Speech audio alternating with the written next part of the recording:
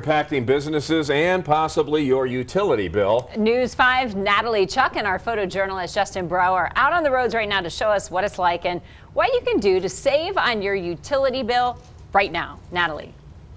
Hey there, Diane. Yeah, we are in downtown Colorado Springs. We are driving down Nevada Avenue right now. Honestly, the roads are not as bad as some of the other storms that we've seen earlier this year. I haven't seen nearly as many snowplows out and about, but I did notice the parking lots when I was driving around earlier today were getting a bit slippery around 7 o'clock. And like Mike said, it's going to get colder throughout the night and be cold again tomorrow morning, so bundle up tonight and even expect some of your favorite shops may be closing early tomorrow.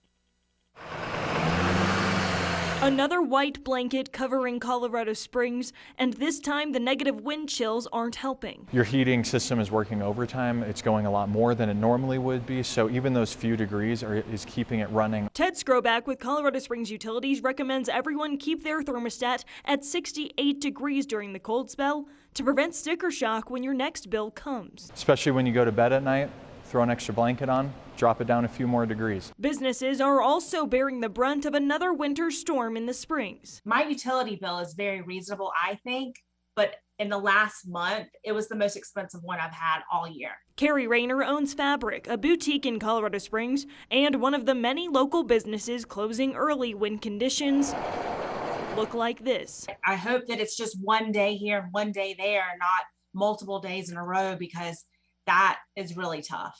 That's really tough. But she says some things are more important than being open. My girls were there and I just worry about them getting home. I mean, yeah, I just want them home safely because I would feel horrible if something happened because of the roads. As for safety in your own home during the storm, CSU has a few reminders. I know a lot of people get worried about freezing pipes. If you have pipes that are along the exterior of your house against the wall, you might want to wrap those. You can get really cheap foam at some of your local hardware stores. You can go and get some weather stripping and put that along your doors and windows that help keep the warm air in and the cool air outside.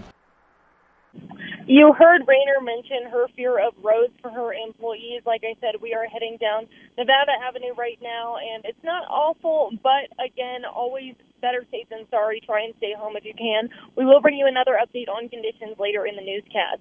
Right now, we are reporting on Nevada Avenue. Natalie Chuck, News 5. Natalie, thanks. Many local school districts have